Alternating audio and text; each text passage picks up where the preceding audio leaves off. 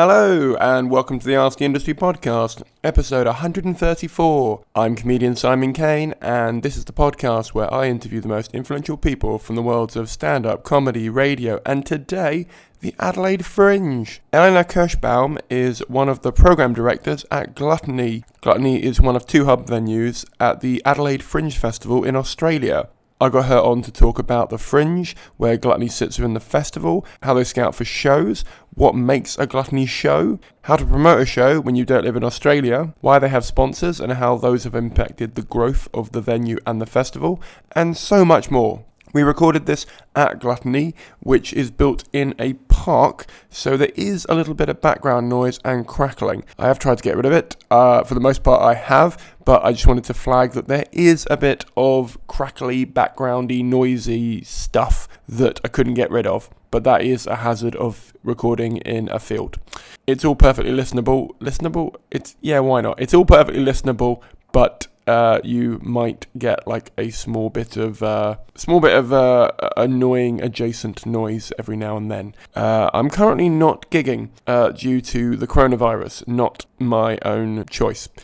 As a result, if you would like to donate towards the podcast or become a patron, there has never been a better time to do it, as currently this is my only income and it is not enough to live on.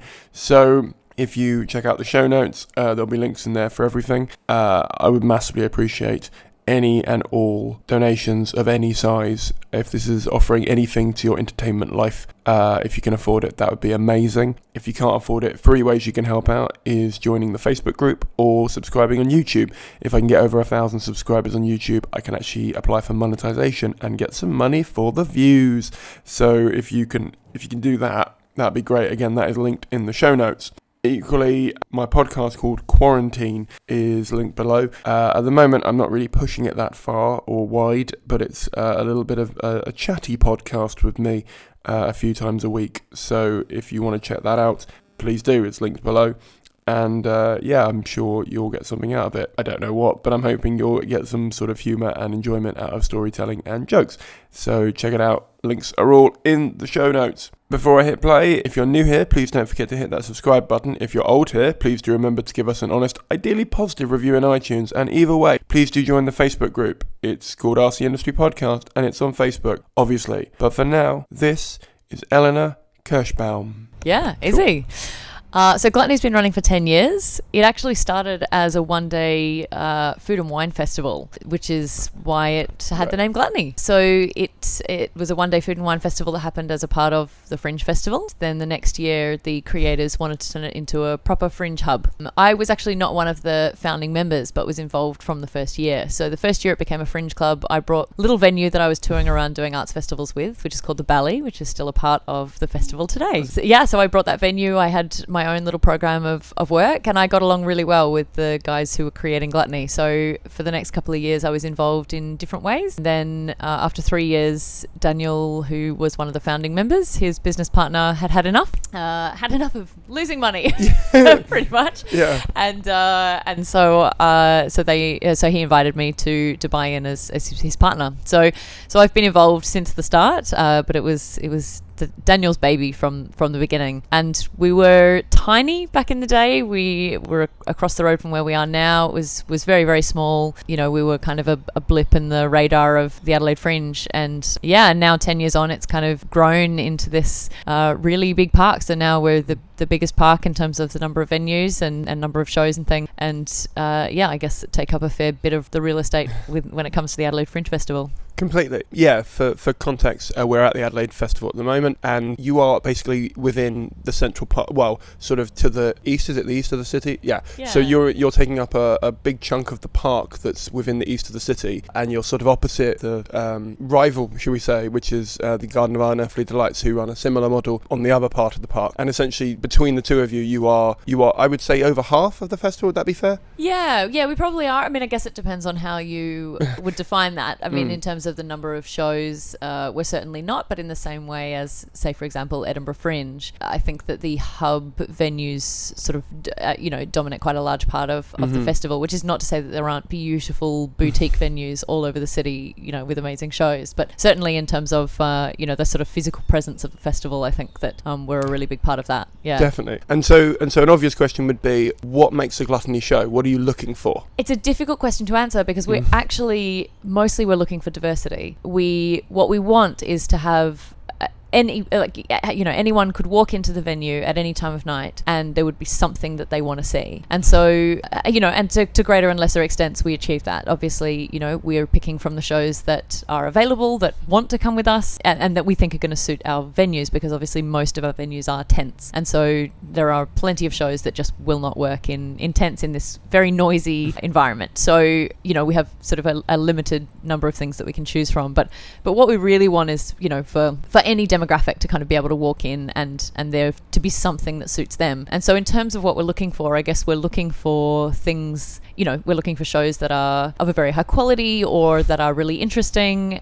We also support a lot of emerging artists and local artists, so not everything necessarily has to be at the absolute peak of its performing career. We really like to work with people who are making new work and, emerging artists getting things off the ground. But I guess what we're looking for is, great concepts, great ideas and good execution, but at a really broad range of things. So we want a 14-year-old boy to be able to come in with his family and find something to see. We want an 80-year-old to be able to come in and see some quirky theatre, like whatever it happens to be, a bit of something for everyone. Yeah, definitely. And I've noticed that within my demographic of audiences over my run so far, that you can't second guess who you're flying either, because in Edinburgh you sort of think, well, I know roughly who's been enjoying it in previews, whereas here I'm giving them to pretty much anyone who I think looks like they're looking for comedy. That's my only remit, because like the people that are coming in, my age demographic is just a lot broader here. And it's nice, because I had a very old lady in my audience who on her way in I thought,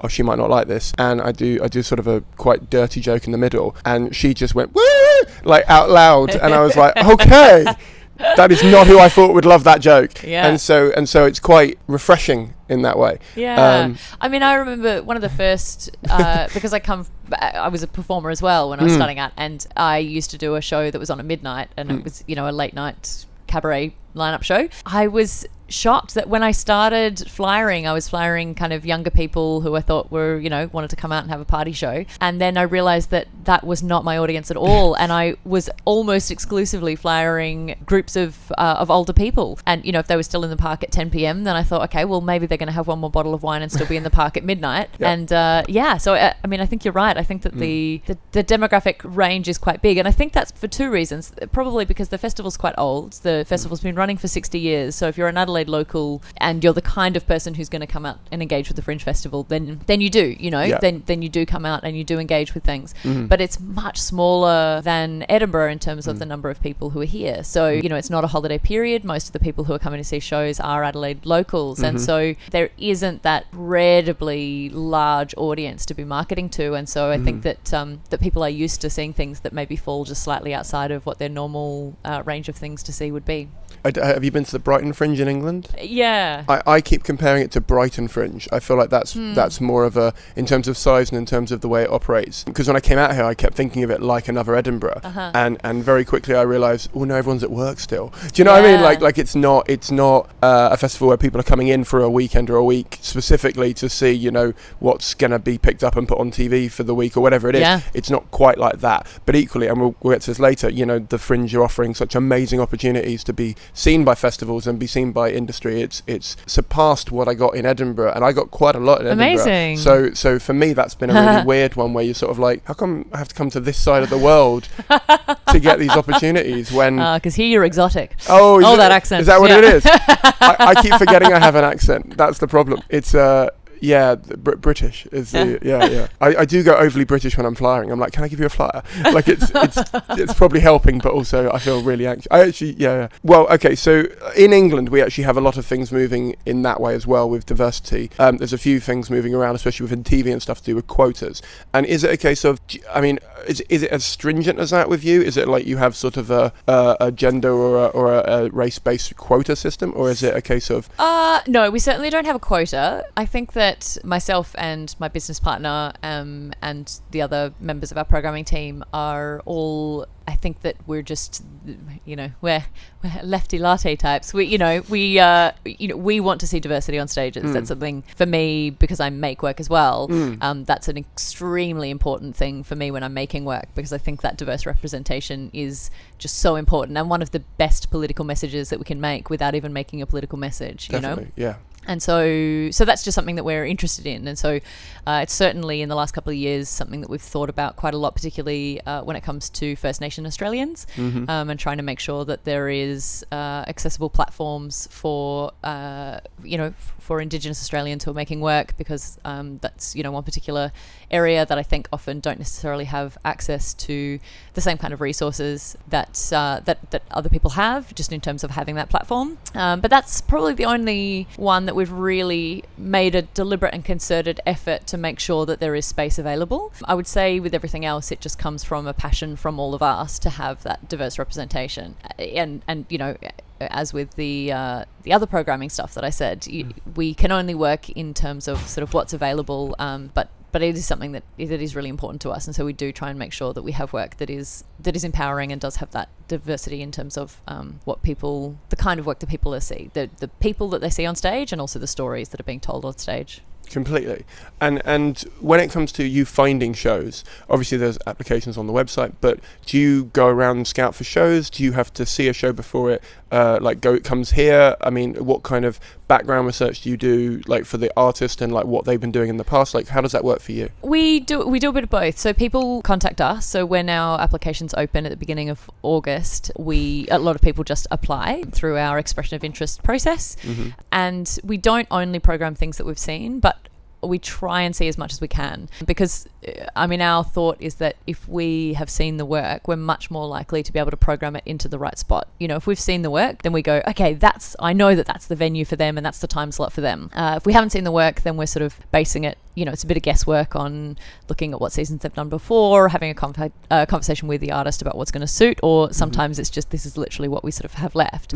Whereas when we've seen work, it's much, much easier for us to go like, okay, I know exactly where that's going to go. So we try and see as much as we can. We obviously see things that are here in Adelaide. We see things in Melbourne, so part of our programming team is based in Melbourne. We travel quite a lot around Australia when we can to see things. We always go over to Edinburgh, so there's always going to be at least one person from our programming team in Edinburgh, usually 2 or 3, and then it just depends a little bit on where else we are in the world. We've got a show here this year that we were lucky enough to see. Myself and someone else from our programming team happened to be in London one weekend, and they happened to be doing a show. So it's definitely, if people are looking to perform in Gluttony, it's worth reaching out and just letting us know when and where you're going to be doing things, no matter what sort of time of year it is, because we're seeing things throughout the year. So. Yeah, no, it's I think a lot of, I personally felt like this before I came out here, that it's kind of hard to get you to see stuff necessarily when you live, literally on the other side of the world. Equally, Edinburgh's that great platform where a lot of people do go just to watch, stuff where they can't see. And it feels a little bit like that's something that Adelaide sort of brought over here in many ways, because there are a lot of festivals who don't go to Edinburgh now who seem to have come here, or at least that seems to be my experience. So. Festivals or events that are in the Southern Hemisphere, it's much easier to come to Adelaide. And particularly since Heather Krull took over as the festival director for the Adelaide Fringe, she's really put a lot of energy into the marketplace and making sure that the marketplace is really, really strong. So Adelaide Fringe has got a program called the Honeypot Program, and they invite festival directors, venues from all over the world to come here. But certainly, there is a greater level of turnout from within Australia, but also particularly in Southeast Asia. And a lot of those festivals and companies wouldn't necessarily have the funds to get over to Edinburgh to a big platform like that. So, I mean, I describe Adelaide Fringe as the biggest trade show of the arts in the Southern Hemisphere because it's huge, but it's also accessible in a way that some of the other things like APAM are not necessarily accessible to smaller and mid-sized companies. Completely. And I noticed, so for example, Puppetry at the Penis are here, and they're obviously like quite a long-standing show, and so they could come back year and year. I mean, do you take shows back more than 1 year? I assume if you're trying to keep it diverse, and you've got obviously, even though you're quite a big footprint, you've got obviously a limited number. There's a maximum amount of shows you can take. So is it a case of, you know, it's like you wouldn't take people back each year because you want to like give people other opportunities, or is it a case of it depends on other factors? Like where do you stand on that sort of thing? Yeah, I think it depends a little bit. We generally say that if a show does well, it has at least a couple of years in it. So we do often take the same show back again for 2 years and sometimes 3 years. It just depends a little bit on its popularity, whether we think that it's growing or dropping away. I mean, often a big festival like this, it can take a year or more to develop a brand and to sort of be seen, because it is a big festival. So I often say, you know, it's worth coming to Adelaide thinking about it with at least a 2-year plan. Doesn't necessarily mean that the show is going to be quite right. So, you know, not every show is going to come back and do 2 years. But I think certainly the same show can, if it does well, can certainly do at least a 2-year run. And, you know, for a show like a stand-up comedian, that brand is sort of more about the person. So whether it's returning the same show a second time for something like stand-up comedy, or whether it's more about bringing a new show, but you know, the brand being the person, I suppose. But I certainly think that there's some longevity. I mean, Adelaide audiences are, a bit like every festival, really. They are. They're creatures of habit to a large extent. You know, certainly the shows that have got an established brand have got an advantage. Being here, it is quite a commercial festival. There's plenty of audience that are still willing to take a risk and see something new. But, you know, like with a lot of things, there's a big audience that gravitates towards the more commercial stuff, and also the less commercial stuff, but sort of an established brand that people know. So, you know, there's playwrights that you would not say are necessarily commercial, but are an established name here, and so people will go and see that work. And same with comedians, and you know, across a range of different genres. What would you? It's kind of hard to ask this question because obviously there are many factors involved, but as you said, you know, success is sort of what you'd be looking for to see whether it would come back. How do you calculate that? I mean, I've spoken to some friends who are here and in independent venues who are doing like better and worse numbers than me, for example. And so there's always sort of this, you know, and it depends, because some people who, you know, I've got a friend who's in a smaller venue who's doing smaller numbers, but as a percentage selling the same. So it's sort of like, what calculation comes into your mind when you're thinking that show was a success, that wasn't, or that person wasn't, you know, in the right place, or that person, you know, how are you thinking about this as the programmer?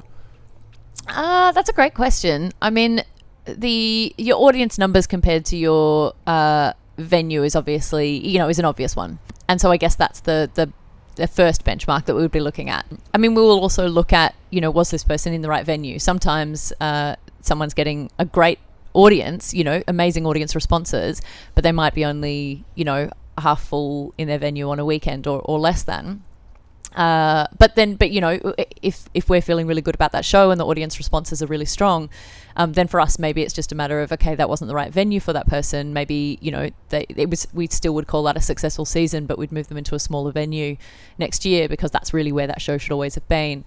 And you know, vice versa, a show might be doing really, really well in a venue, and we'd go, yeah, that's really successful. Would they, though, have been as successful if we moved them into a bigger venue? How much growth is left in that show if we were to move them into a bigger venue? So definitely a factor that we look at. I think another thing that we would consider is, what is that person's goals? You know, if that person came here with a really specific set of goals that weren't necessarily around building an audience or developing an audience, you know, but they've got a really clear sense of what they wanted to get out of it, and they absolutely nailed that in the first year, then, you know, we could have a conversation with them and say, okay, your audiences weren't quite there. And if they say, well, you know, my goal this year was X, Y, and Z, but next year this is what I'm hoping to do, then that also will feed into it, because we want to know that this person can kind of do what they put their mind to. Perhaps if building those big audience numbers wasn't what they had in mind that year and they were happy with the audiences that they were getting, then, again, that's something that we would look at. Yeah, completely. One of the big things I learnt about the Gluttony Hub is that hub venues like in Edinburgh, say like the Gilded Balloon or the Assembly, obviously they run all their rooms, whereas some of the tents and the venues that you have out here are sort of, like you said, like the Bally's yours, for example. I don't know if that's still the case, but originally it was yours, and there are a few here that kind of are run by a company house essentially that kind of rent the space. How does that work? Is it a case of you've got a limited amount of venues you can fit in, or is it you rent out a space? Like what would be the application form for being a venue within a venue?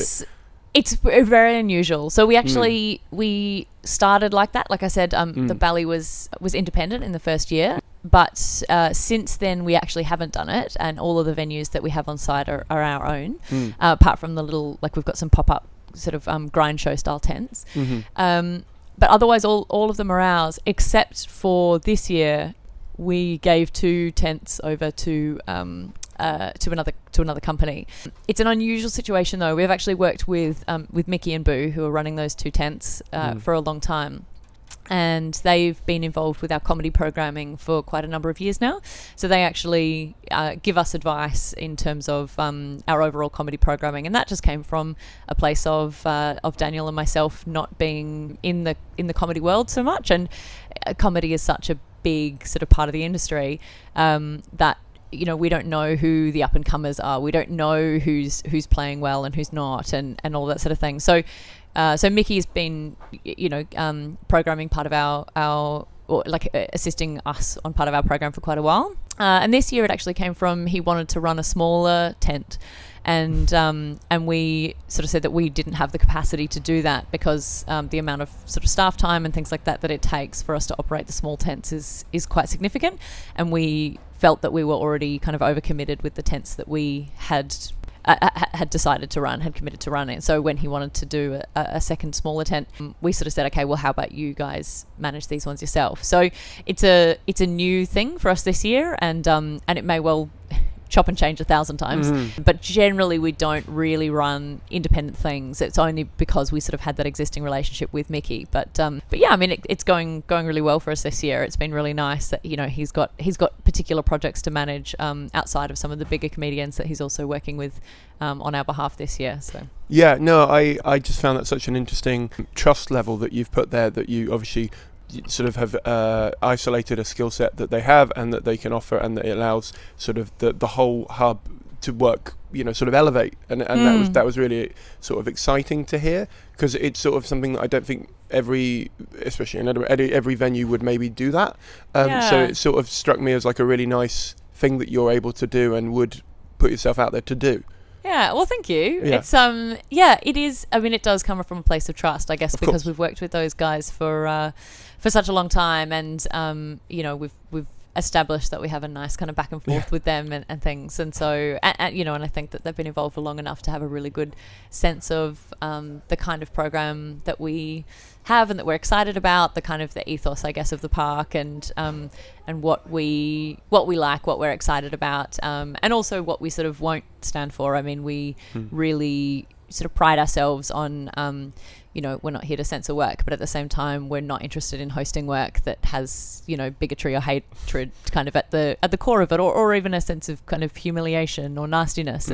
That's not our vibe, and so it would be a hard ask for us to have somebody else come in and program or coordinate part of our program who didn't have a sense of who we were as an identity. But yeah, certainly for Mickey and Boo, and there's people that we do have long-standing relationships with. Yeah, completely. Yeah. I was about to ask you a different question, but you've just sort of touched on something else, so let's go in that direction. Right. Because, so I know what you mean. I mean, like, I give an example. The person I'm staying with, they took me to go and see, can't remember the name, but it was the hypnotist that you've got. Oh, the name's gone from my head. It was a really good show. Matt Hale or Isaac Lemon? It was Matt. It might have been Hale. He's in the tent next to the Runaway Theatre.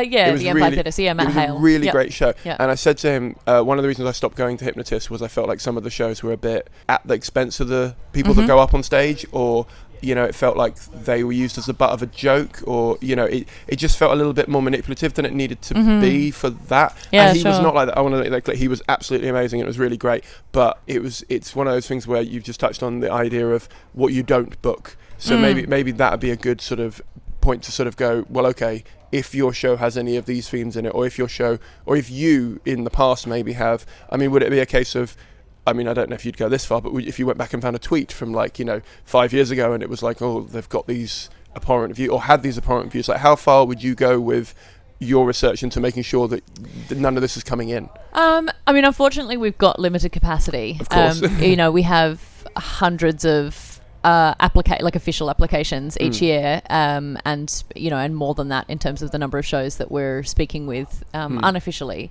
So we can't go back, and do heaps of research, but we certainly have conversations with people when we're looking at booking shows. We'll if it's not a show that we've seen before or an artist that we're familiar with, we will have conversations with other venues that they've been in, or take a look at previous shows and previous marketing materials. Most of the time you can get a sense of a person just from what they write in their description or just the conversations that they have. So it's not something that we kind of go to huge extents to kind of make sure that we've absolutely 100% covered everything to make sure that they don't have those kinds of views. And there's been times when people have made jokes in the show or had content in the show that we didn't feel very comfortable with. As I said, we're not about censorship, but at the same time, the last thing we want is to put any audiences in difficult positions. So in those circumstances, we have we've taken people aside and said, either if we sort of felt like something was really inappropriate. Actually that's never come up that something was really inappropriate, but there's been a few things that kind of felt that was sort of on that line for us. And so we have sort of said, hey, I'm just letting you know that joke made me feel a bit uncomfortable, and so in future years we wouldn't program work if it was sort of walking on that line. So yeah, totally. I think that's it's a very hard line to tread, where you, like you said, you don't want to be about censorship, because there is an element within performance where there's freedom of speech, but equally with freedom of speech comes the response that's allowed to happen as well. Yeah. Hello there. I am loving putting this one together. I have always wanted to go to Australia and tour a show, and I loved doing it with Gluttony. I would highly recommend them, and I'm hoping to get The Garden on the podcast in the future. We will touch upon who The Garden is in the second half of the podcast, but they are a rival to Gluttony. They're the other hub venue, and they have a very interesting and differing model, but we will be talking more about that soon, so I don't want to spoil that for you too much. Plus, it's better to hear it from Eleanor than from me. So for now, I've got to eat. So I'm hoping Acast is about to put an advert in the middle of the podcast now. Did you get an ad? If you did, thanks for listening. I got paid about 0.2p for it. And if you didn't, remember there is a link in the show notes to give me a PayPal donation or become a patron if you're getting anything out of this episode and it's helping you in any way, shape or form, or even just if the podcast is helping you in any way, shape or form. Please do consider donating, because, as I said, currently I'm not getting any gigs because the entire circuit has fallen apart. And so pretty much this is all the money I'm getting in. So, please donate if you can afford it. I had a really wonderful time in Australia and New Zealand, and I was gutted to come home early.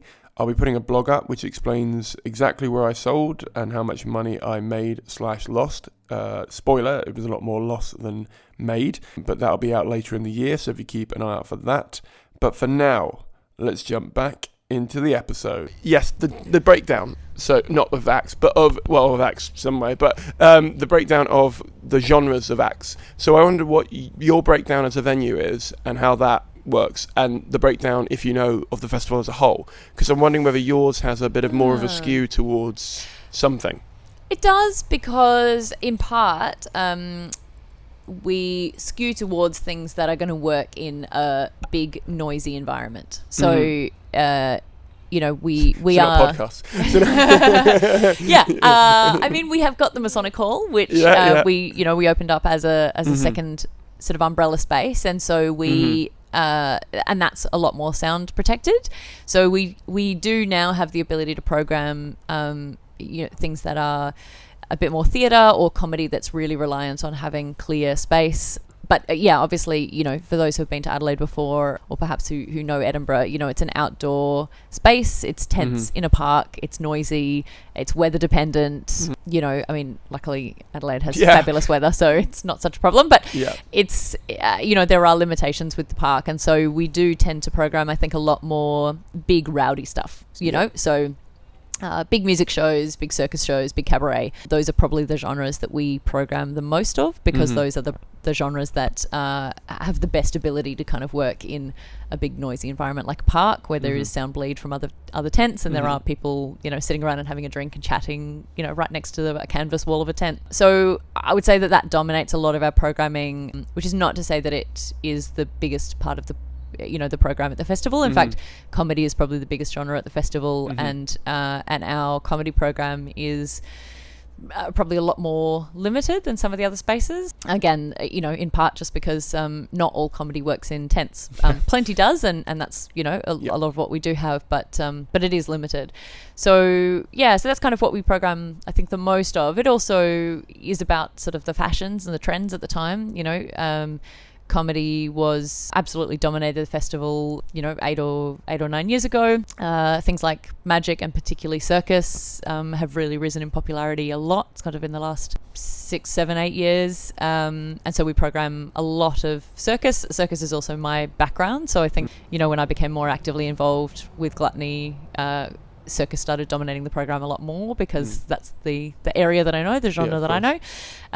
But particularly in the last couple of years, we've really seen a trend towards music, and so music now is a huge part of our program. We've got 4, I think, really big choir shows this year, which 5 or 6 years ago I would have said that there's no way that choirs would be some of the biggest part of our program. But it is, so choirs and music is a really big part of our program now. So partly it's kind of following those trends of the things that people are really excited to go and see, and then it's just about diversity. So like one of my favorite shows that we have in the park, which we've had sort of every couple of years or so, is this amazing flamenco show that's a collaboration between some local flamenco performers, and they always have some Spanish guests as well when they do the season. So it's just a 1 week run. We have a very small dance program, but the dance we have is just so fabulous and high quality. And so again, it's just about sort of finding those diverse things that we can offer, so that there is something that's a bit different for everyone. I mean, I've noticed that there's a lot more circus here than I was expecting, because as a comedian from England who hasn't been here before, everyone I spoke to was like, the festival is chocked full of comedy. And so the first time when I arrived at the park and saw, like flyers for like you said, choirs and singing troops and all sorts of stuff like that, I was a bit like, oh, okay. I might have done this wrong, but no, but it's actually worked in my favour a lot, because a lot of people have said, oh, I'm at the 6 o'clock slot, which again, a few people were a bit wary, like they were saying, be wary of that, because people are at work, and so they, they'll have to come straight from work. But equally, people who are coming to it are like, well, actually, we want to kickstart a night with an hour of fun, and then we'll go and see a choir, and we'll go and see some circus, and we'll go and see some hypnotist or whatever. And people who I'm talking to are saying, actually, it's nice to have that in my night. But like equally, as a performer, as a comedian, you don't necessarily want to be there 11 p.m. slot, because, like you said, there might be some noise bleed, but they might also be a bit pissed by that point, and you won't get through a joke if they're yelling stuff out. So it's sort of interesting looking at it from I'm here, but the outside, and sort of reflecting on what your expectations were coming in versus kind of what the reality has been for you. Yeah, because a few people have asked me, oh, what's it been like? What's it like? And I keep saying, I'll tell you when it's done. like I'm still here. Figuring it out. Yeah, I don't, and I'm probably not going to know for at least another 2 years. But I'm finding it interesting hearing your side of it, and hearing your sort of, obviously your background's going to take a big impact onto what you book and what it's been doing. So that brings me on nicely to your relationship with other elements of the year for outside the festival. So are you looking at like what's selling well at other venues around the year? I assume, I mean, Gluttony's here only now. Do you run a venue in the city all year round? No, we just do Gluttony as a team, and we do another event as well that doesn't actually have kind of an arts component to it, called the Lucky Dumpling Market, which is a food like a food hub for the here in Adelaide. There's a festival called the Ausasia Festival, which is a multicultural arts festival. So that's run by the festival centre, and we run the Lucky Dumpling Market, which is like a big outdoor food hub essentially, which is great. Stalls with food from all over the world, and then they also have a programming element that goes into the park. So from a programming perspective, Gluttony's the only one that we do as a team.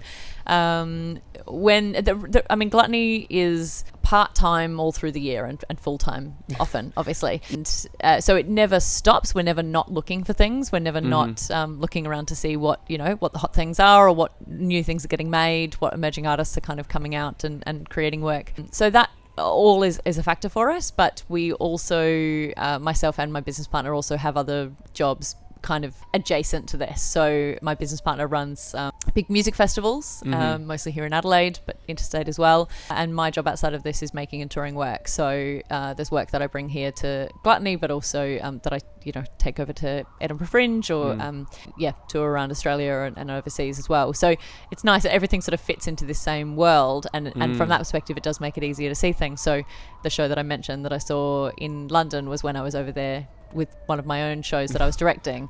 And so, I mean, that means that I'm getting within Gluttony and outside of Gluttony, travel basically all over the world, seeing different work and seeing what works at different festivals. So good job. It's a good job. Yeah, it's worse jobs. Isn't it? There are worse jobs. I mean, it'd be nice if I paid more, but it says everyone in the arts. Everyone in the arts. Well, that's interesting, because I found an article, it was 2019, so it was last year, about how you've invested more in food and drink to like up your game with, because it also not just, so it's just to paint a extra bit of picture. You can walk around the park, and obviously there are tents and venues everywhere, but there's also two main areas, but they've also scattered around where you can get food, and sort of quite quick food, as well as like sort of slightly more gourmet stuff. And I was going to ask you, it feels like that also links into your heritage of being a food festival, but I was wondering what's pulling people in, and how you're working for yourself as well as the artist to get people into the park, especially now that obviously in the last however many years you've got a competitor literally on your doorstep doing a very similar thing. In fairness, I have got to say they came first. So so the garden. Okay.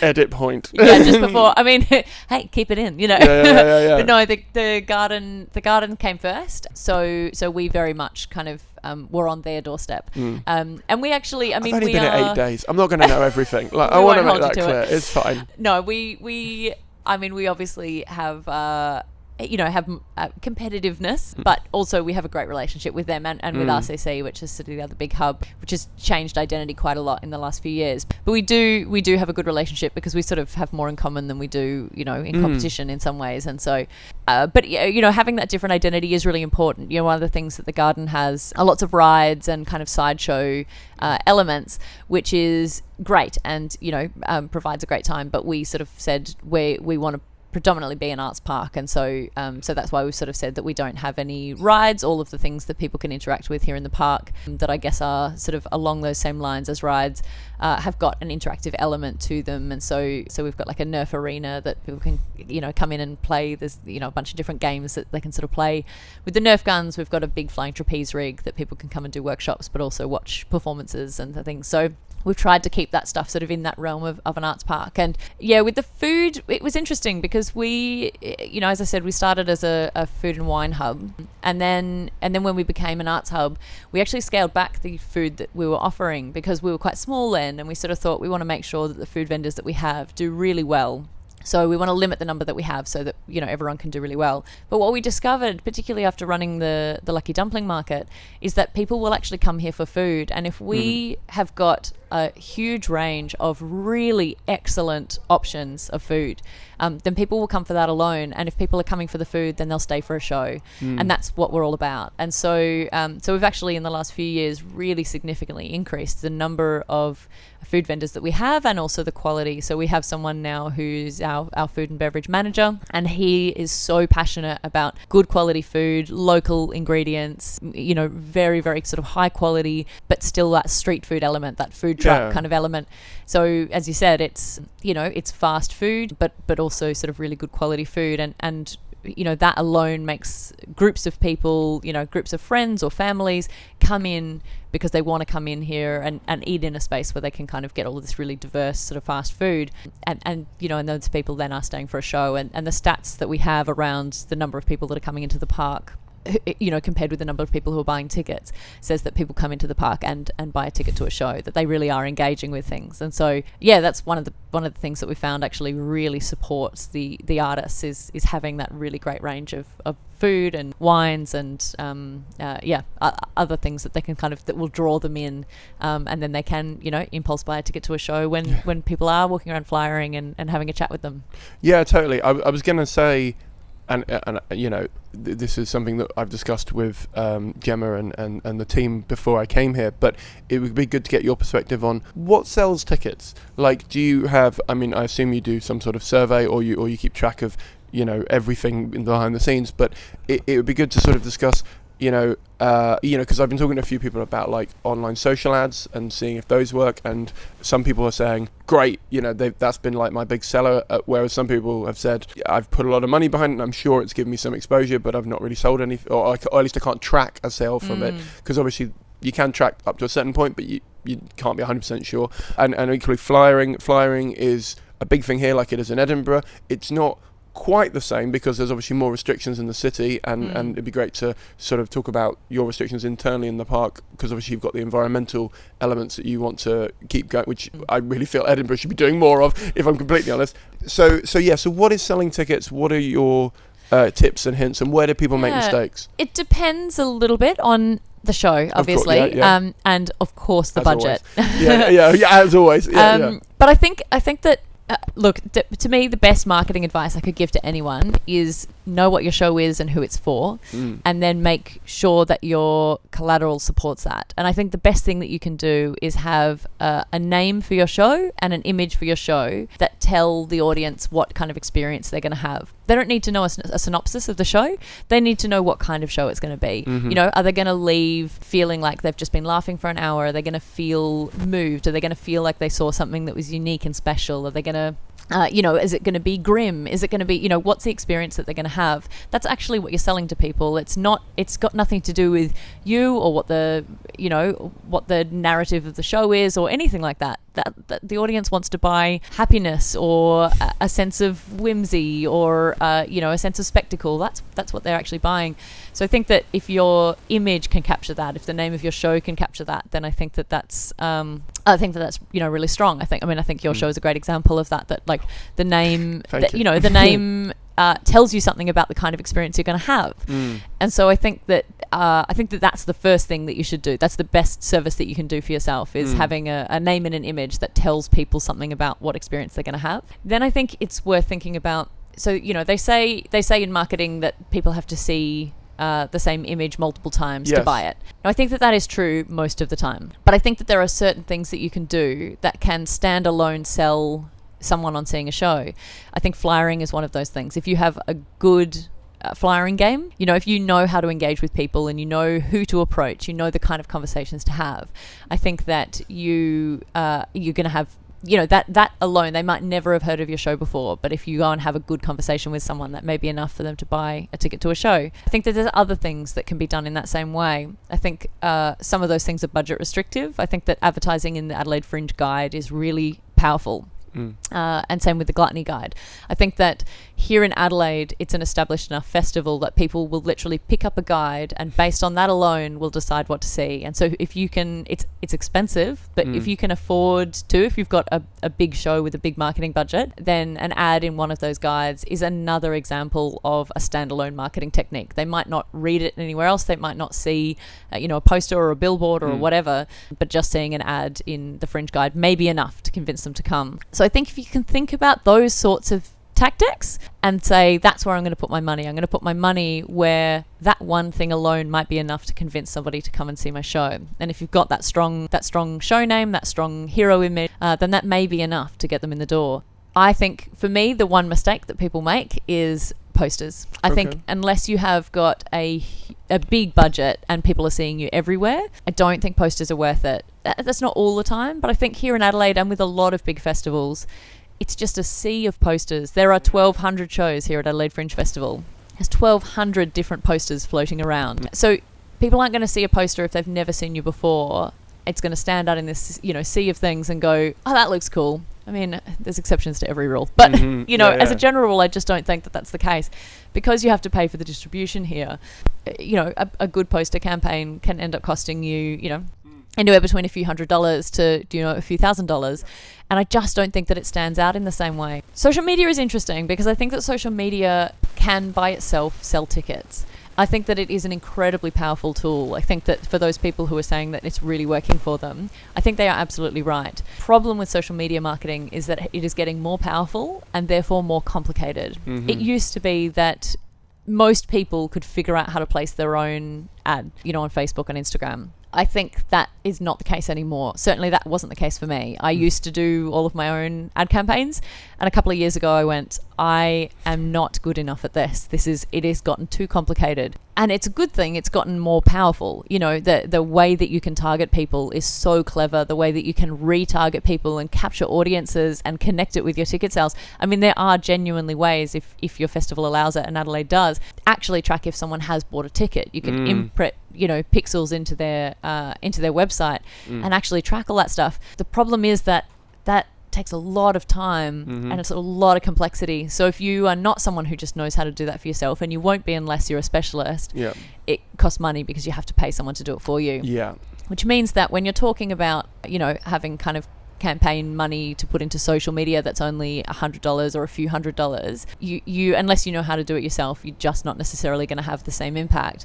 If you're spending a few $1,000s or more than that, then of course you can pay for somebody to run all of your campaigns for you, and they can do all of this clever interconnected stuff. But I think that it's not as strong. I think it's still worth doing, but I think you just need to at least know a little bit so that you can kind of be very targeted, work out how to target people, work out the best way to kind of run a campaign, I think, boosted posts don't get the same kind of traction as going through Ad Manager. But if you've got a post that is tracking extremely well, then putting a little bit of money into boosting that post, if you've got some clever targeting on it, is certainly better than nothing. And it's a relatively cheap way to market compared to something like posters, if you can kind of get that targeting right, if you know just enough to kind of to get those things right. But it's complicated. Very powerful, but complicated. I mean, so I always say to people, and I don't know how you feel about this, but I always say more people will see your poster than your show. So it's much better to put time into that. Think about how much time you put into the show. Put at least a fifth into the poster, because it's the thing that's going to sell it. And in terms of the even with the exchange rate, the cost of printing over here is so much higher than. So I actually, I brought flyers over from the UK. I printed them and brought them in a suitcase because I worked out it was cheaper to put them in a suitcase and pay extra luggage to bring it over than it was to get it printed over here. So it's also worth bearing in mind that sort of cost for especially flyers. Yeah. There's definitely things that are worth considering. There are obviously cheaper printers than others. Some are expensive. That's my experience as well. That it is cheaper in the UK to print. There's also other things like Facebook is huge. coverage here in Australia. Yeah. And it's not as much, over in the UK. No. And vice versa. Twitter is just not really a thing here in Australia. I mean, I think there's still power in it for people like stand-up comedians who literally use their words for a living. Yeah. But it's not as strong over here. And so for me, I mean, I work in a visual medium, and so Facebook and Instagram is really powerful for me. But going over to the UK, I got a Twitter account and started learning how to use Twitter. So I would say the same. Like, it's good to be aware of those differences between countries, because if you're coming to Australia, get a Facebook page, make a Facebook event, like really utilize Facebook, because it is still quite a big thing here. Yeah, I mean, personally, I hate Facebook. and I had a page 5 years ago, and I deactivated it because I was like, I realised that if I carry on with this, I'm going to be looped into having to use it, and I don't want to give them my data. I just don't like anything Mark does, and I feel like the site is very problematic and it's awful, right? So I just didn't like it. But as soon as I realised I was coming out here, like you said, I've got to re-enable it. I just had to, because even when you look into the Twitter, the numbers over here, or you look into Instagram, is big over here, but it's as far as I can work out, it's largely all Facebook. Yeah. Interestingly, you said that it's overly complicated. I found this on Facebook's official website. They run 3 online courses for you to learn how to use adverts, which I'm going to be doing like mad when I get home ahead of Edinburgh, because don't get me wrong, it's going to take me time to get used to it, and it's going to cost me money to learn it and stuff, because I've got to buy the ads. But the fact that they know it's complicated and they're willing to put out sort of on their own site, it's not even like third party like YouTuber going, you can make £1 billion, those sort of videos. I was like, oh, okay, well, I don't feel so stupid anymore. They've acknowledged it's complicated, but they want to sell the ads still because that's their platform. So yeah, I completely agree with the it's I'll send you a link. It's very interesting. Right, yeah. So I tell you what would probably be a good thing to move into is awards in Edinburgh. If you are nominated, for example, that tends to hold good water around the UK for selling tickets. Yeah. What credits outside of Australia work in Australia? So maybe not just UK centric, but just, are there any awards that, like, when they see them on the poster, they get that? Because I know you have your own awards here, but equally, if you've not been here, you can't have had that award. So I'm just wondering, if you were the best comedian in the world in America or whatever, are they going to care over here? I mean, my personal opinion is, if you've got an award laurel on a poster, people aren't even paying attention to what it says. Right. Which is not to say lie, because that's a dangerous game. Yeah. But I think that if you have awards sort of from anywhere, whether it's recognisable to people in Australia or not, I think that says a lot about your show. And I think that there is a certain social currency, I suppose, in things like award laurels, things like 5 stars, pull quotes from reviews, anything like that you can kind of put on a poster. I think even if it's not something that's necessarily recognisable to audiences over here, in the same way that I assume it's sort of similar over there, that if you see that kind of stuff, then it does speak to a certain level of quality. Somewhere in the world someone has recognized this as being the best of whatever it is. And I think that there's real value in that. So I certainly wouldn't discount utilizing previous awards won and that sort of thing, just because it's not necessarily something that's going to be sort of recognized over here. Definitely. You also have sponsors for the park, and I wondered, first of all, how you got about starting to get sponsors involved, and how they've impacted your growth, both in terms of you get a say in anything, or what's your relationship with those brands? Sponsorship is sort of relatively new to us. We've had things like drink partners for a long time. If you run bars, you tend to have drink partners. The sponsorship, though, is it's been a growing thing for us. We try to be very careful about the brands that we partner with and the sort of level of impact that they have on the park, because for us, it being an arts park, it is really important. For example, we had a couple of different sponsors come to us in the last year, and they were both associated with things that we felt very uncomfortable about. They were both things that, without going into too much detail, kind of were old world technology, and we are greenies at heart, and getting involved with kind of mining type things, or kind of those fossil fuel industry sort of industries, I suppose, or companies. That's not something that we want to kind of have any part of. I think, firstly, it doesn't match our ethos, and secondly, I think we just get shredded by our artists. That doesn't match our brand. It doesn't match what we're trying to do. And so for us, we do try to be quite sort of careful with those sort of things. And again, that's something that we can achieve to greater or lesser extents, and there's different reasons that we'd partner with different people.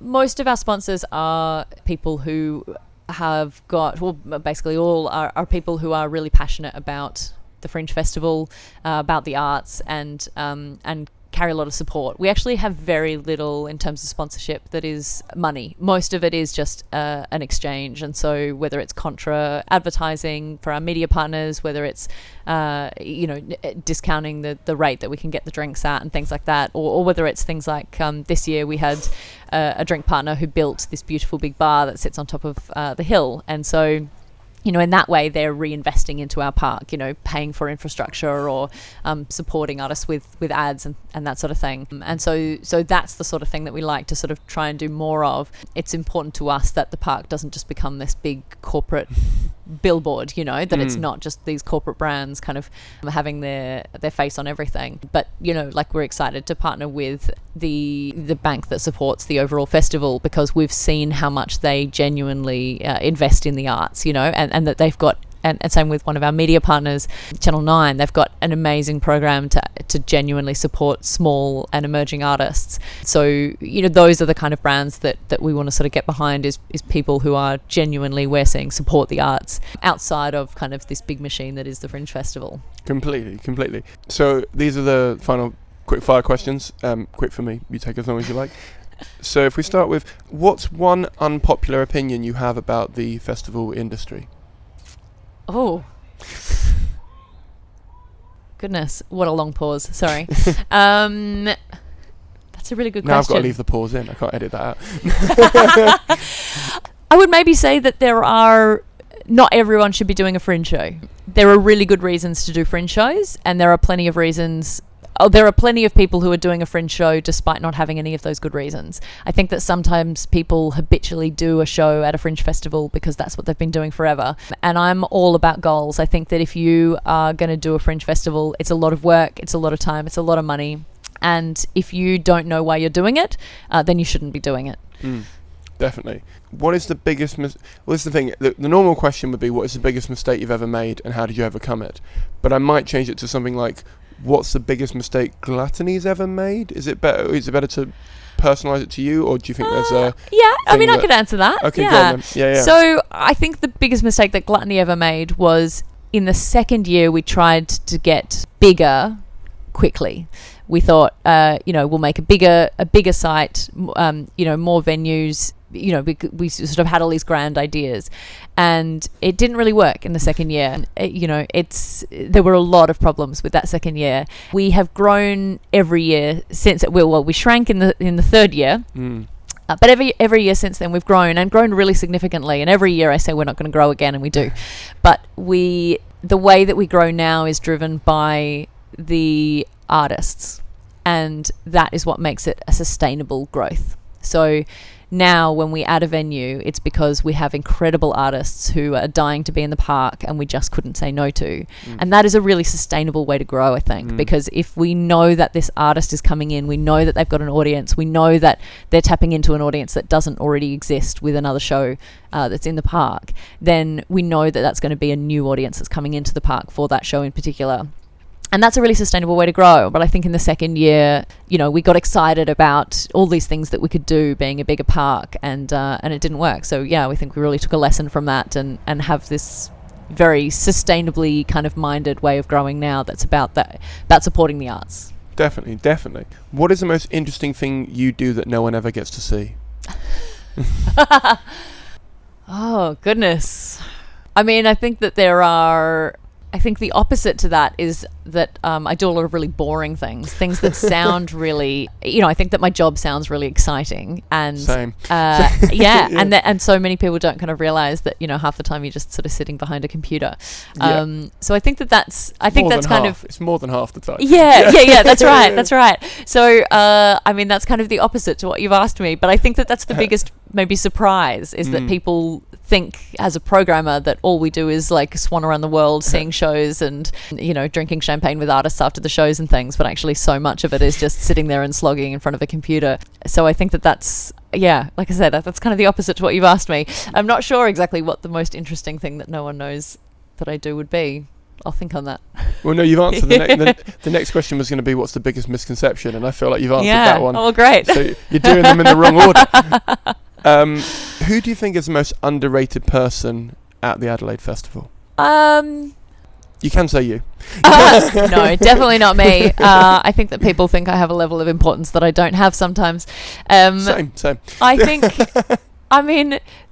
you know what, actually, there are so many people. It's such a big team that go in to make this up. But I would say the one person who people probably underrate the most is we call them the bingers. The bingers and the toilet cleaners.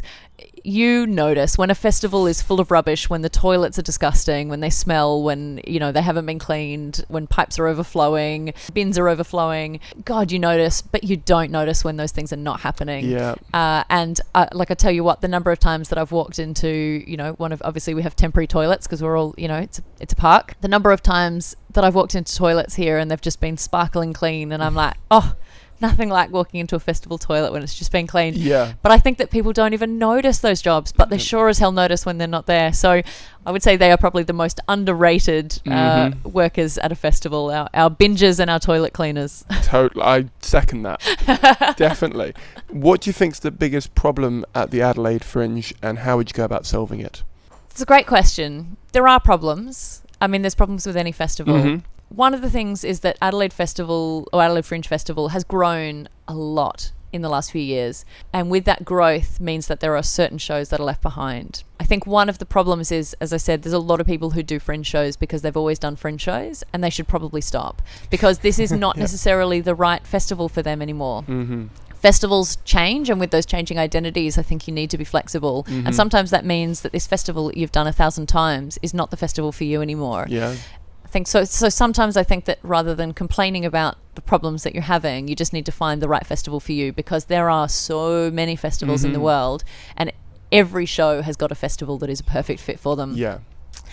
But I think that there's still a lot that can be done. I think that a lot of people look at Adelaide Fringe and say it's a really commercial festival now. There are so many big shows with huge marketing budgets and that is really disadvantaging the small and medium shows. And I actually don't think that that's always true. I think there are certain shows that don't necessarily have an audience anymore at the Adelaide Fringe that perhaps used to, and that is really sad. But we are doing a lot and as much as we can to really help to support those small to medium shows, because I actually think that while you look at the big shows and you say they're sucking up all of the audiences, there's 600 people walking into that tent and I'm struggling to get 20 people in mine. But actually, probably the majority of those 600 people were never going to come to the Fringe Festival. They're only coming out because Marsha Hines is here or this show that they've heard about on TV or this TV comedian. Those people aren't actually necessarily the audience that were going to come out and see this quirky fringe show they'd never heard of. But once they're in the park, once they've had a wine after the show that they've seen, maybe they will stick around and see something that they would never have seen otherwise. So I actually think that perhaps that's the kind of biggest misconception, is that those big shows are stopping the small and medium shows from being able to operate. And I actually think it's just about finding clever ways of converting those audiences into your audiences, and then next year those audiences become the kind of people who are going to come out and see a quirky fringe show they haven't heard of because they saw something excellent on a whim the year before. We do quite a lot to try and support the small and medium companies. We run marketing one-on-ones. We do, online live videos. We make ourselves and our team available as much as we possibly can in the lead up to the festival to help people. It's certainly not to say that it's not a struggle. When there are shows that have got marketing budgets of $100,000, it can be hard to compete with them. But I think rather than thinking of those people as your competition, or those shows as your competition, but looking at those shows as your opportunities, I actually think that there's real power in that. Yeah, no, I used to feel that way in Edinburgh. Like I would see, you know, I was be in a small room next to a big room and see, oh, they're managing to get in, but you don't know, you're living your own festival and they're living their own festival, and you don't know what they've done to get 1,000 people in on a Monday or whatever it is. So, and by the way, if you're getting 1,000 people on a Monday, you're doing it right. Well, you could do anywhere, like, frankly, but it's sort of, and I feel like it's a maturity in that as well, because a lot of people, if you see it, everyone as competition, you're sort of not really being in the arts, you're sort of being within yourself. Yeah. And I feel like everyone needs to, you know what I mean? Yeah, so I completely agree with that. If you had an extra hour in the day, how would you spend it? I would love to say relaxing, but the reality is I probably would be just doing more of what I'm doing, which more is emails. Yeah, usually emails. Although I brought my dog to Adelaide for the first time this year. Which one's your dog? Because I've met them. Yeah, he's Vada. Oh, Vada. Yes, I did meet him. Yeah. He's been around. He's adorable. He is adorable. Yeah. He's an old man, and so he just wants to sit down and have cuddles with everyone, which is convenient at a Fringe festival where there's just thousands of people who want to give him cuddles. I heavily relate to all of that. Yeah, he was lovely, and you got him a little pass. I remember. We did. He was the first one who got a pass, I think, before any of the rest of our management team, any of our artists, any of our staff got a pass. Vada got a pass. That's right. Priorities. But yeah, no. So I think probably, I mean, in an ideal world, I'd spend an extra hour walking with him or playing with him in a park or something. But yeah. Ideally not this park, because then they'll get roped into something. Yeah. What's the best bit of advice you've ever been given? Oh my goodness. I think I don't know that it was ever advice as such. I don't remember one person saying this to me, but I think it's something that my parents empowered me with, and I think that it comes, I must say, with privilege. It's not something that everyone has the ability to do. But I think that giving me a confidence to jump headfirst into something that I didn't know if I was going to be able to do. I think that is something that I've done my whole life. I've just had an idea and I've gone for it, whether I had the skills or the training or, I've had the confidence to kind of jump into things. And I think that is a boldness that is really celebrated in the arts and has helped me enormously in my career. And I mean, 10 years ago I would not have said that this is where I was going to be, this is what I was going to be doing, but I've just kind of taken opportunities that I thought were exciting and gone for it. And that is certainly advice that I would give to other people if they have the privilege to be able to do that. And I'm well aware that it's not something that everyone has the ability to do, but jumping in, doing things, just going for it. If you're excited about something, just do it and see what happens. What's one thing you wish you were better at? Time management.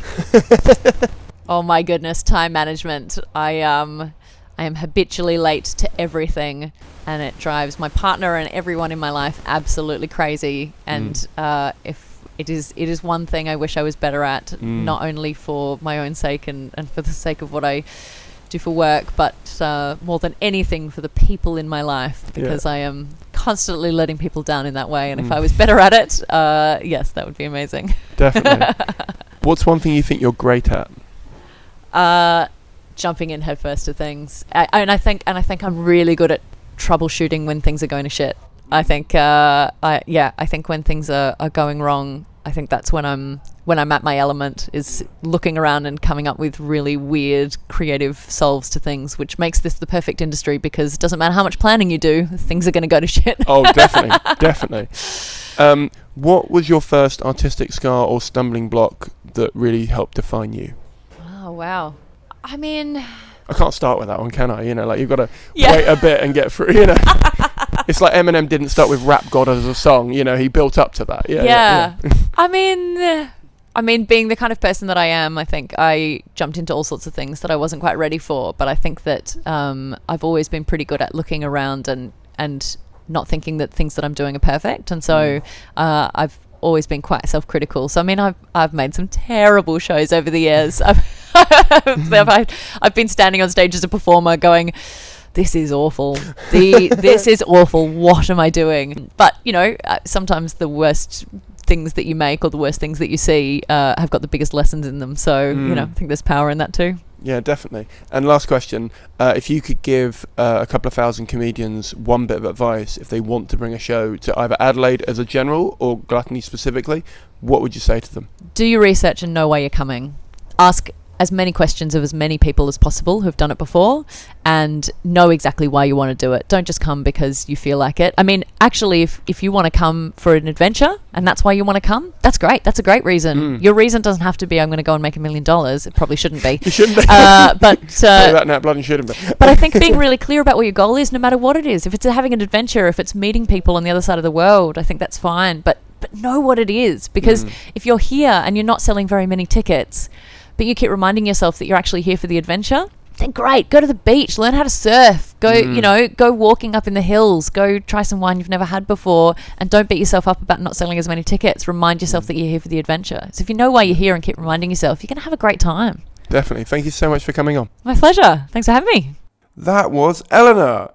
I loved chatting with her and meeting her pup Vada. The pup was very cute. You've all missed out amazingly.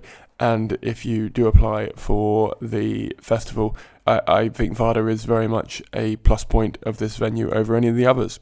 The whole team at Gluttony were amazing and so supportive. If I can ever get enough money together again, or the live circuit actually gets back on its feet, I will totally be emailing them to take a new show back out there. If you like this episode, you might also like episode 90 with Joe O'Callaghan from the Adelaide Fringe, who explained a little bit more about the logistics of taking a show out to Adelaide. And I also have a podcast coming out in a few months with the Sydney Fringe, which is well worth watching out for. I'm still unable to gig thanks to the coronavirus. I'm basically just editing podcasts for myself and other people. If you have something you would like me to edit, feel free to drop me an email. There is a link in the show notes. If you have enjoyed this, or you have been enjoying the podcast in general and you would like to support me not go hungry while this virus is murdering every part of the entertainment industry, you can give me a one-off donation via PayPal, or you can become a Patreon from $1. That's 80p. It's probably less now, given the pound's probably crashed. But at the time of recording, that's approximately what it was worth. Any and all donations are massively appreciated. Also, if you want more podcasts from me, you can check out my new podcast. It's kind of just a chatty one called Quarantine, and it should be linked below. If you're new here, please don't forget to hit that subscribe button. If you're old here, please do remember to give us an honest, ideally positive review in iTunes. And either way, please do join the Facebook group. It's called Ask the Industry Podcast, and it's on Facebook, obviously. The Ask the Industry Podcast has been a Fruit That Got in Gravity's Way production for the internet. All elements were created by me, comedian Simon Caine. Thank you very much for listening. Thank you very much for subscribing. And thank you very much for rating and donating if you do. I'll see you all in about 14 days' time. Bye!